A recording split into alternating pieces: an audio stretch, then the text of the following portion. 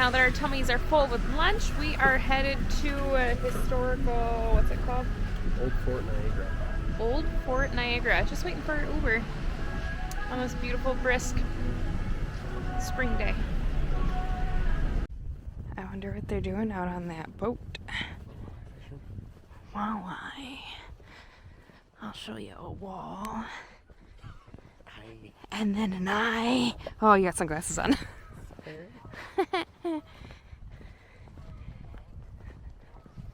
Huh. That's a lot of brick.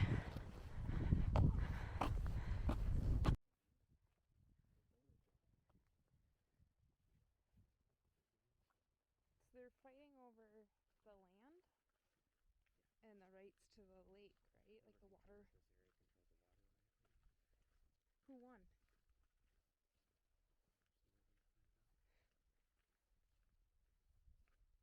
Okay.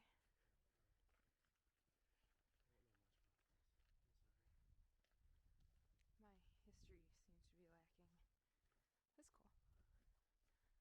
That's cool. Ooh. That is a square chain. I don't even see the seams in them.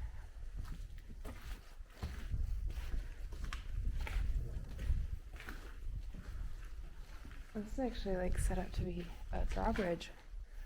Oh, look at those rocks as weights. Dummy weight. Who you calling a dummy?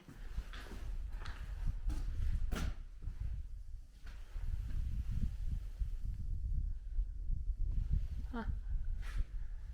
That's really cool.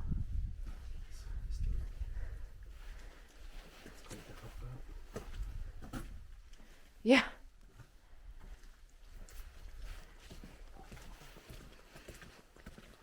Oh. What's up with the pulleys at the top? I need a tour guide. I have questions.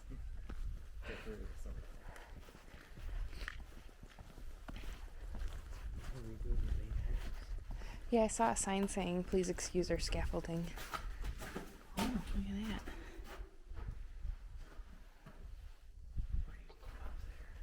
Are we allowed to? Can you read number 5? That's where we're at.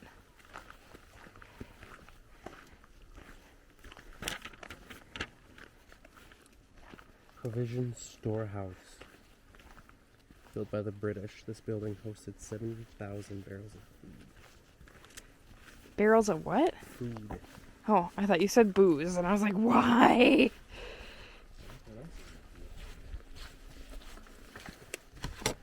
Oh. Let's see.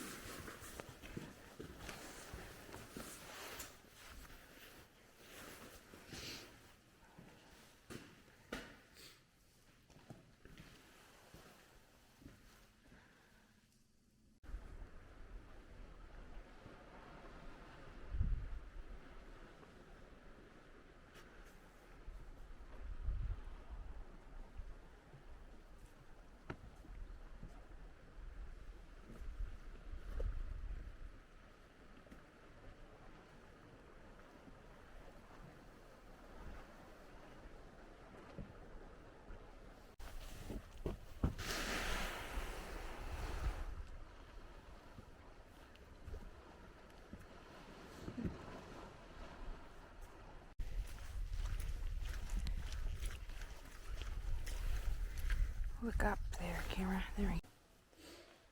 Oh, I wasn't filming any of that. Suck. The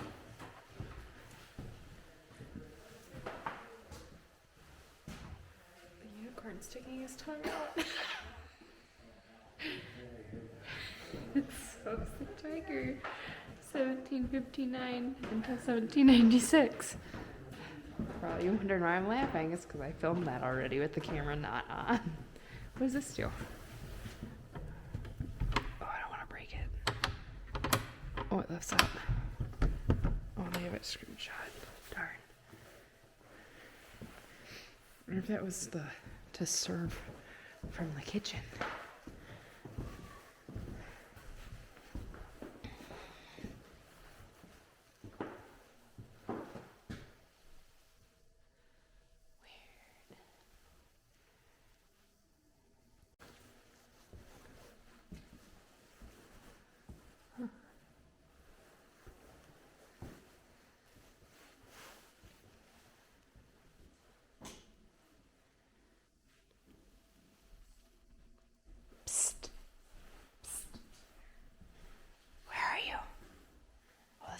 kitchen. I found the kitchen.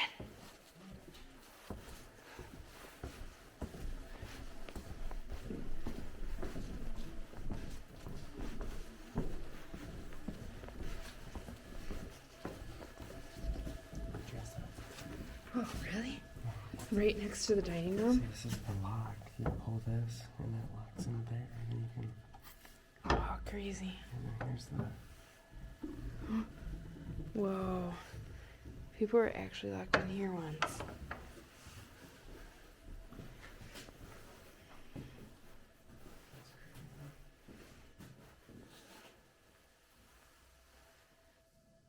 It's like what you'd see in the movies. How smooth that door is, though. It looks stupid heavy, though. It is. You can see all the names were acting. Yeah. I don't see any tally marks on the walls. Oh, you kind of do, but I wonder if it's just people being dumb and not actually historical. Oh, somebody has their name carved in there.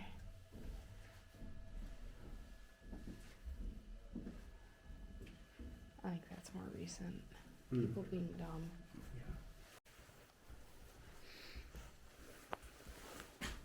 Welcome to the French Castle. Most rooms in this building have been restored to represent their appearance during the early French occupation of the site. From 1726 until the mid-1740s, the castle, surrounded by a small wooden stockade, was the only building of Fort Niagara. By 1755, a few additional buildings had been added, all clustered in front of the castle within the stockade walls. You are now in the trade room. This area featured a storeroom and living quarters for the commis, or agent, who traded European-made goods like blankets and other textiles, tools, knives, silver, firearms, and ammunition to Native Americans in exchange for furs like beaver, bear, fox, and otter. These furs were highly prized in Europe, where they were used to make hats and other expensive clothing for the fashionable upper classes. From this post, the French competed with the British, not only for trade, but also for alliances with Native American nations. Trade at Niagara was not profitable, but maintaining strong influence and good relations with Native allies was very important to French security in the region. For this reason, the king chose to subsidize the Niagara trade. As you look around the room, you will see reproductions of trade goods listed on the 1738 inventory of Fort Niagara. The fort's small garrison of 30 to 40 men protected French interests in the Niagara region, including the highly competitive fur trade. Most recruits for the independent companies came from France, where they signed a contract for a minimum 6-year enlistment.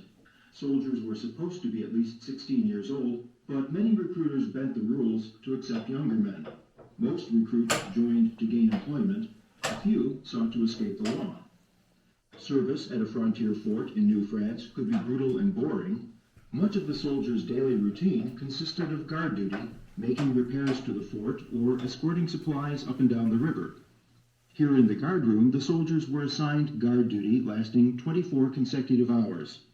During this time, they would serve as sentries for 2-hour periods. While not on sentry duty, the soldiers remained at the ready in the guard room. Here they could sleep in their uniforms or prepared their ration of peas and pork in the fireplace. They also ate bread issued from the bakery. When off duty, they were free to augment their meager rations by gardening or hunting wild game. The commandant's quarters as they appeared in the early 1750s. The commandant was usually a captain in La Compagnie Franche de la Marine, the French colonial infantry. He was responsible for defending the fort against attack, negotiating with Native Americans, supervising the fur trade, and maintaining the condition of the fortress and its garrison. At Niagara, he also had to oversee the condition of the portage road around Niagara Falls. Officers were usually drawn from the Canadian gentry and often followed their fathers into the military. There was a wide social gulf between the officer and the enlisted man, as reflected in the items displayed in this room. Not only did the officer have private space, Even at remote wilderness outposts, he had the ability to bring along personal furnishings and other possessions like books, silver, and china. In this way, he could maintain himself as a gentleman. The commandant reported directly to the Governor-General of New France, sending frequent correspondence about the needs of the fort and developments in the surrounding region. The room where you are standing is the commandant's bedroom. The adjacent room to the east is the officer's dining room, and the small room to the west was used for storage and as an office for the commandant. As you tour the French castle, look for differences between the officers' and enlisted men's quarters and possessions.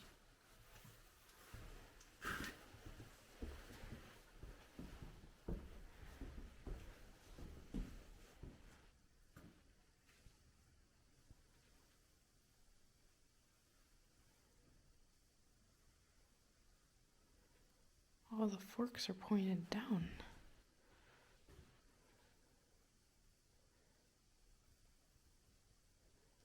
Interesting.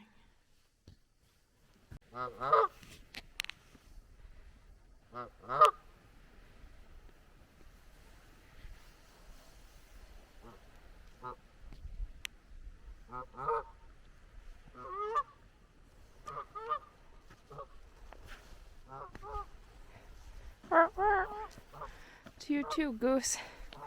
Well, those cannons are pointing that way.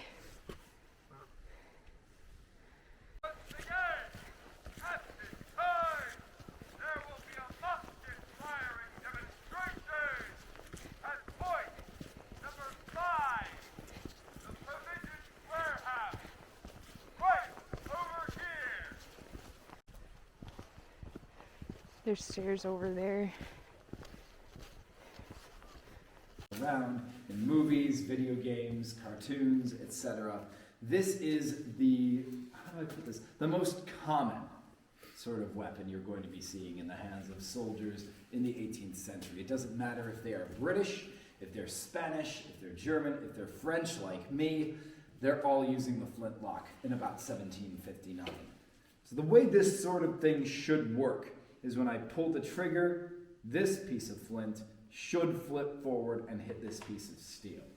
That should make sparks. The sparks should fall onto a trail of gunpowder located in here. That trail of gunpowder should catch fire, which should take the flames into the barrel, which should light off the powder in the barrel, which should explode, which should fire the gun. You catch my drift? It should work. It doesn't always work. Even today, even with this replica gun, it has the same advantages and the same problems as its 1759 original.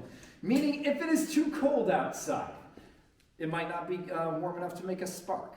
If it is too windy outside, my spark or my priming powder could blow away and the gun would be functionless.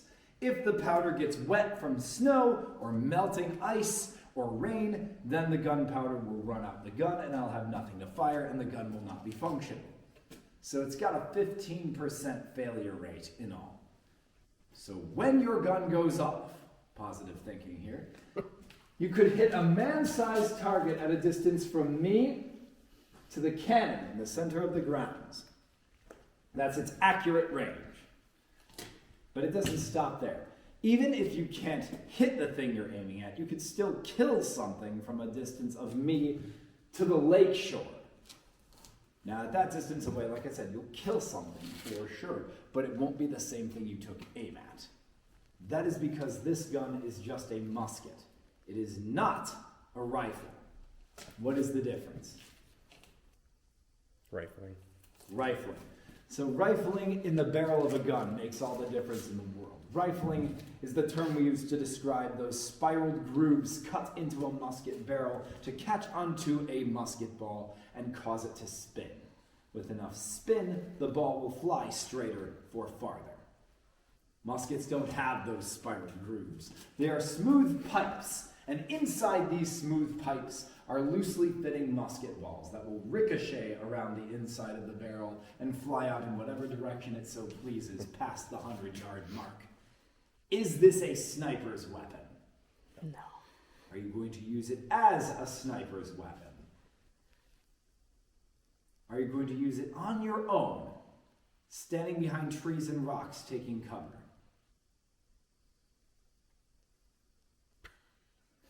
Probably not. Probably not. It's not a good idea. What we are going to do to maximize the use of these guns is stand shoulder to shoulder with about 70 of our closest friends. And let me use this as an example.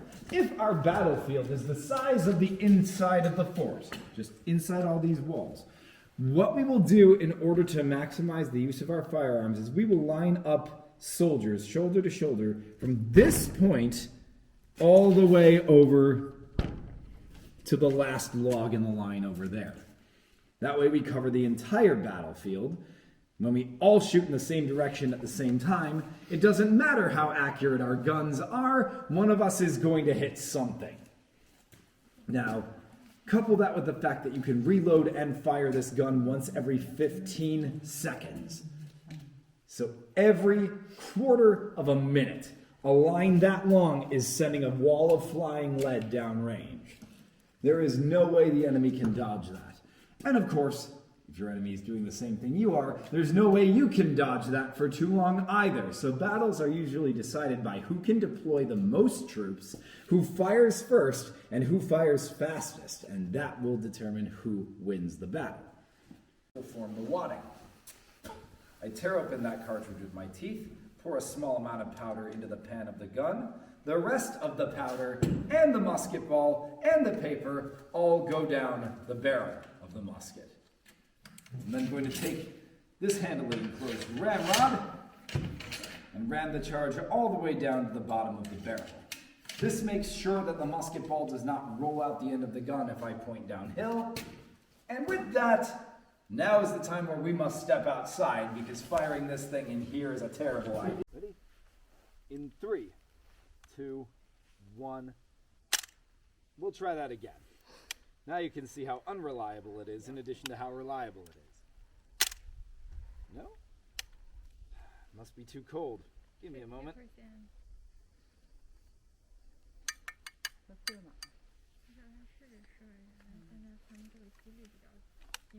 Here we go. Something as simple as a dull flint, ladies and gentlemen. So what you have just seen and heard and possibly smelled, if you were close enough, was one firearm going off. The battlefield is not one firearm going off. It's hundreds of these. It's 12 cannons the size of that one in the center of the grounds, and that is about 50% of the battlefield. So it's loud, it's smoky, it's confusing, it smells, and somebody who's dressed in your uniform, sir, with your grays and your blacks and your gray hat and your mottled blues, you're going to blend in on a battlefield like this. So here's the question. Do you want to blend in on a battlefield like this? I would guess yes, because you're not a target. Yes, because you're not a target. All right. Well, let me remind you all, ladies and But gentlemen. you can't aim. Aha! You see, here's something to address both of those. When you're using this musket, you'll recall that I just fired it and there was a big old column of fire and smoke that came out the front. Now imagine a line of 70 guys doing that all at once every 15 seconds. That is a fantastic light and smoke show that there is just no avoiding. Your enemy will see where your position is, regardless of how camouflaged the man behind the gun is. So he'll know where to point his group of guys to fire. But you know who can't see that light and smoke show? Is the men behind you on your own side, who are also lined up 70 people wide using these guns to fire a unified volley downrange once every 15 seconds. And if they cannot see you, what happens to you? Take one in the back. You're taking more than a one in the back, I'll tell you that. Yeah. So what we try to do is stick out as much as we can. Obviously, in my current uniform, I'm very visible against any backdrop that isn't snow. Now take that in the middle of the woods in the middle of summer. You will be able to tell by my color coordination that I am a French Marine. You will be able to tell me apart from the French Army, the French Cavalry, the French Artillery, the French Dragoons, the French Navy. all of them have different colored uniforms despite being from the same nation. So you will be able to tell who has what job, how fast they're supposed to be moving to do it, with what equipment and weapons they are doing that job with, and whether or not you should be pointing your guns at them at any given time and location on the battlefield. So these are not only our safety vests, but these function as the heads on chess pieces, knowing exactly how our officers can move us against what other pieces on the board we are good or bad against, and when to withdraw and press the advantage with us. And all of this, ladies and gentlemen, because we are stuck using this gun because our governments are cheap. So that's what it really boils down to. Our government's budget dictates our strategy and dictates which gun we choose, how we dress, and how we fight, not the other way around. So with that, I've told you a little bit about all this, but if there's any other matters of curiosity you have from wandering around the fort, or if there's any questions, queries, concerns, insults, or assertions of superior knowledge that you might have, I will be happy to address those now.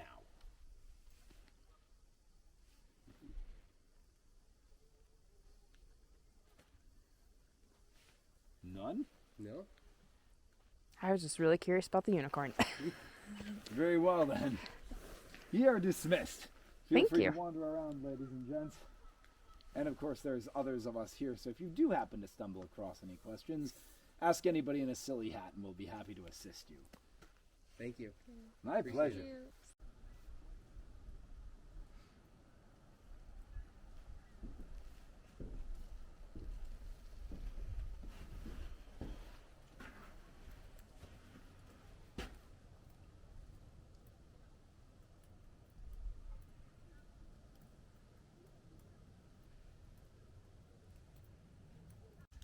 I realize that you don't want to stand over here by me in the mud.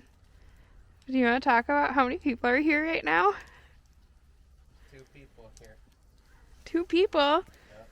Why are there only 2 people at the museum? Well, you see, if you get Ubered out into the middle of nowhere, you want to make sure you schedule a ride back. That's our PSA for the day. It was a great tour, but dang. That's a really empty parking lot. Oh, I didn't even look at the water tower. That's a lighthouse. Remember they did a restoration project? Yep, the lighthouse. Can we go look at it? We kind of left the camera on a cliffhanger there. We told them that we couldn't get a ride and we're the only 2 humans. We have a taxi coming. We were hoping to get an Uber, but there are no Ubers available anywhere in the area. So we should have maybe thought about that before we got dropped off, but we're just hanging out. Taxi's about another 10 minutes away. So it was about a 20-minute wait, 30-minute wait by the time we called, and they arranged somebody, and then a 20-minute drive here. So yeah, we'll get picked up soon. Hopefully. It's a beautiful day out either way, and we get to look at that really cool lighthouse. Look at that. Future Katie popping in here. Thank you so much for joining us and coming along with on our afternoon at Old Fort Niagara.